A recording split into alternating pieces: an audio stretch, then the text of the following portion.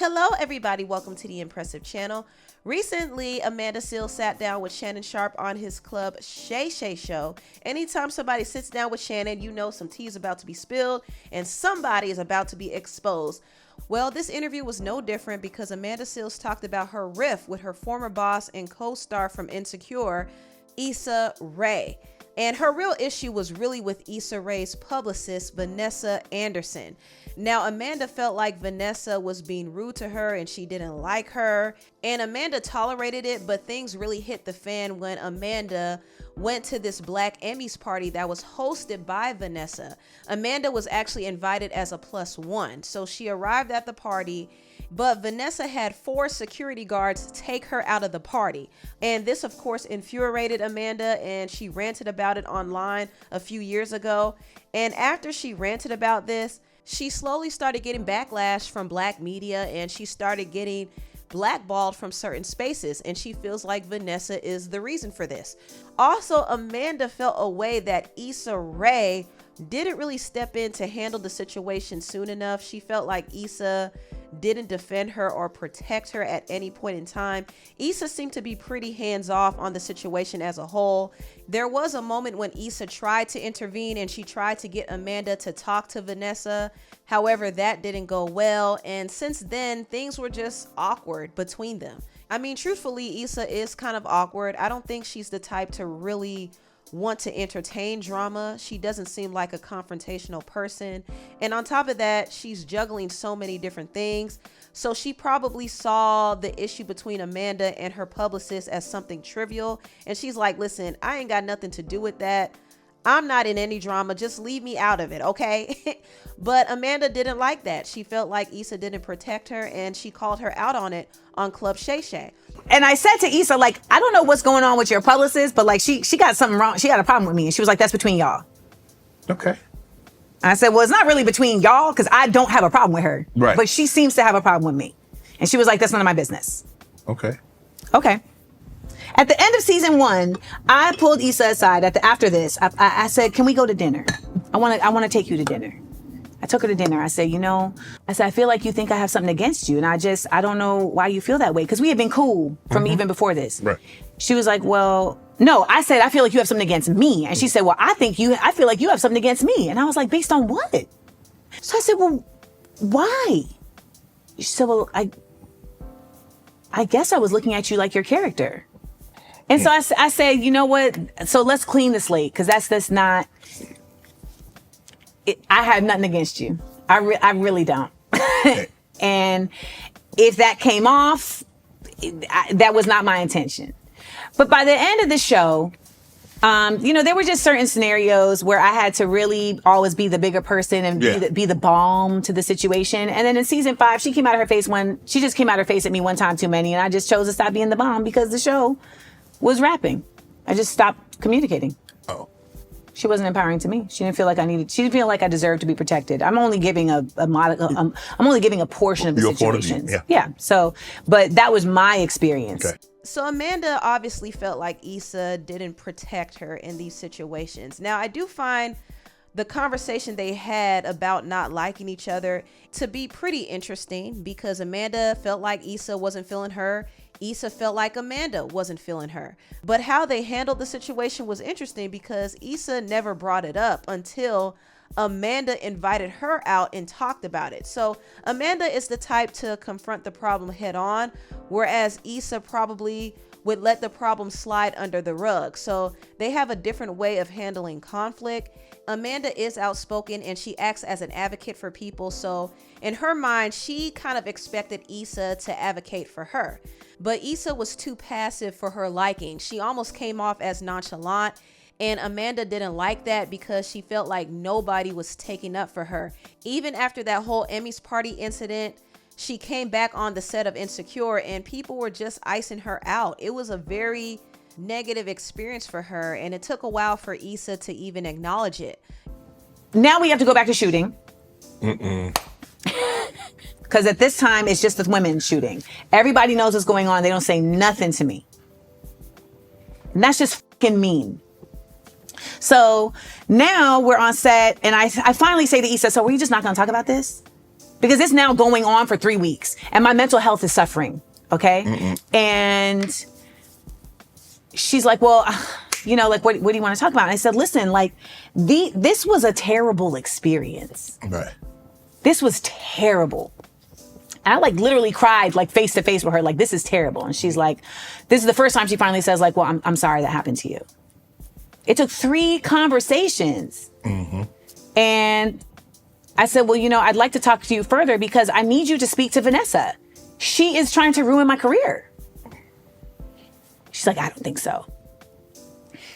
Now, listening to this is kind of messed up, and I feel for Amanda. I do. I'm not going to dismiss her feelings at all. I think her feelings are very valid, but I'm not going to look at Issa as a villain in the situation either. I think Issa probably needs to make changes in how she addresses conflict, and Amanda needs to make changes in how she addresses conflict. There's nothing wrong with confronting things head on, but sometimes there's a way to do it. And also there's nothing wrong with trying to avoid drama, but sometimes you can't overlook everything.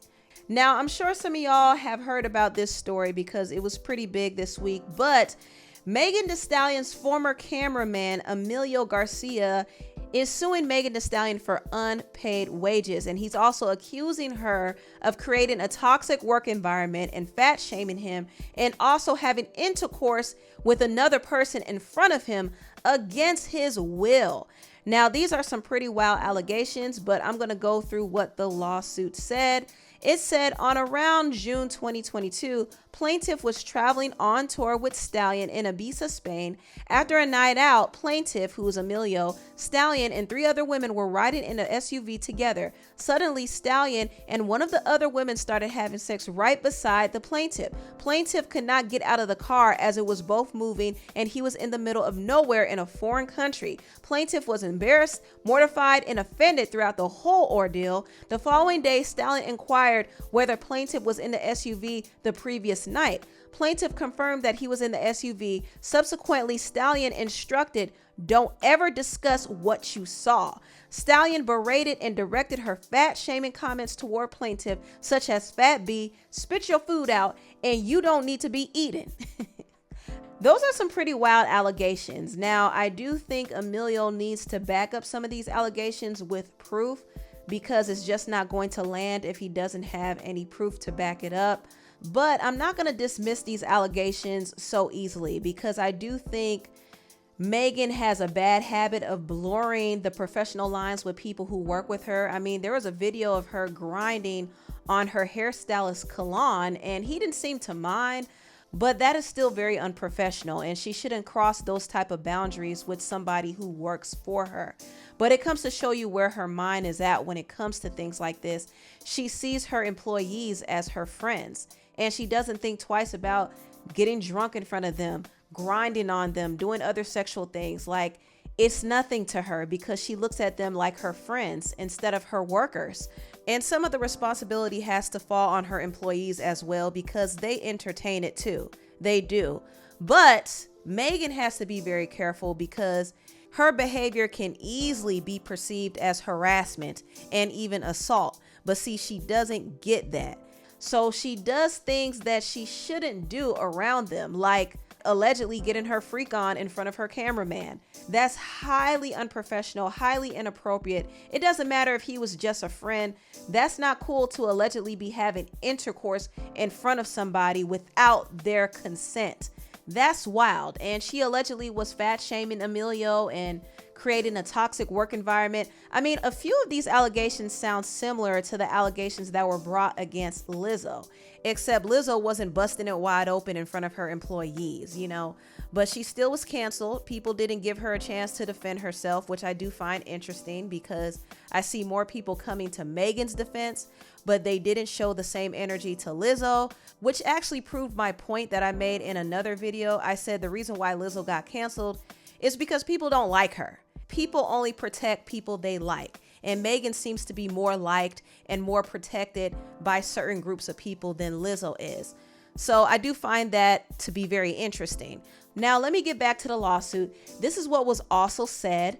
After confiding in the makeup artist, Stallion learned of the plaintiff's contemplation of quitting due to Stallion's possessiveness combined with lack of appropriate pay for the amount of time asked of him, as discussed fully below. Later that night, Stallion drunkenly FaceTimed the plaintiff, and after plaintiff expressed his belief he was being underpaid for the amount of hours actually asked of him, they reached an understanding, with Stallion affirming we're good. Despite the conversation, plaintiff remained scheduled for Stallion's upcoming gig the following Friday. Nevertheless, on or around June 2023, Roc Nation unexpectedly reached out to plaintiff the night before the scheduled Friday gig and informed him that his services would no longer be required by Stallion. So Emilio's main complaint here is the fact that he got fired and he wasn't properly paid for the work he did with Megan Thee Stallion. In the lawsuit, he went on to say that he worked all times of the day. She would call him and tell him to do this and ask him to edit, and he would work hours overtime without getting paid, allegedly.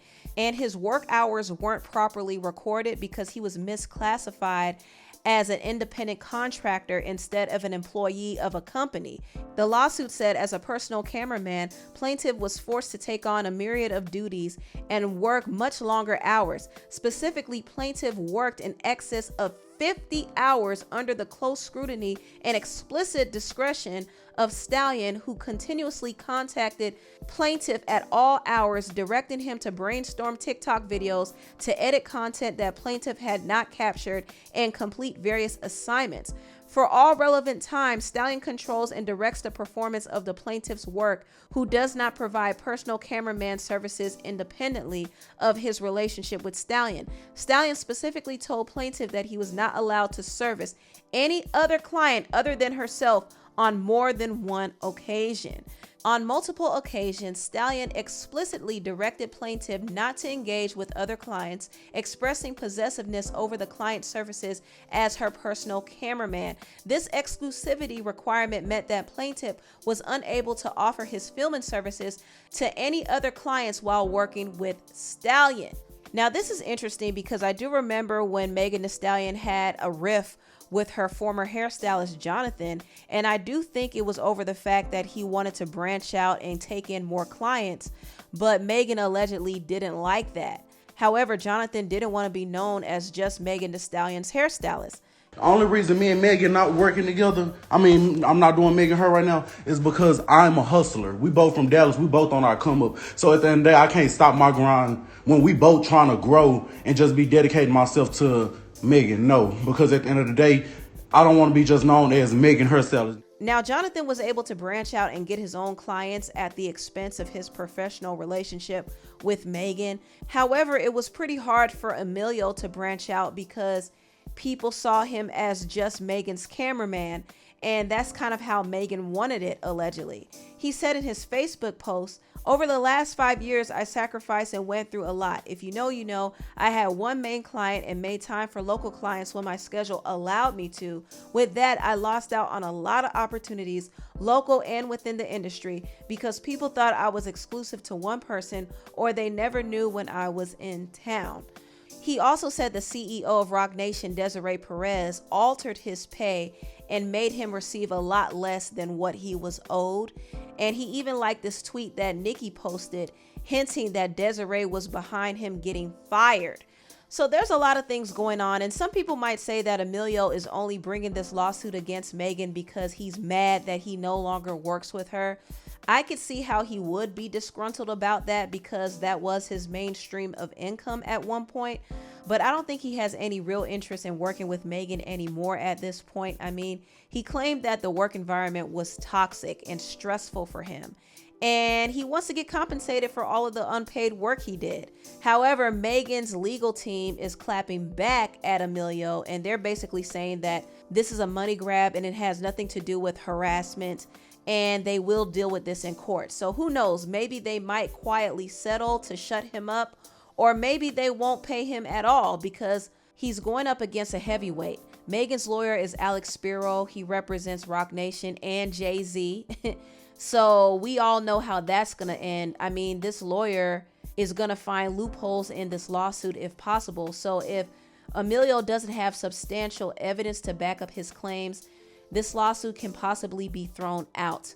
Anyway, tell me what y'all think about this video down below. Please like, comment, and subscribe, and share this video if you care. Thank you so much for watching, and I'll see you next time. Bye.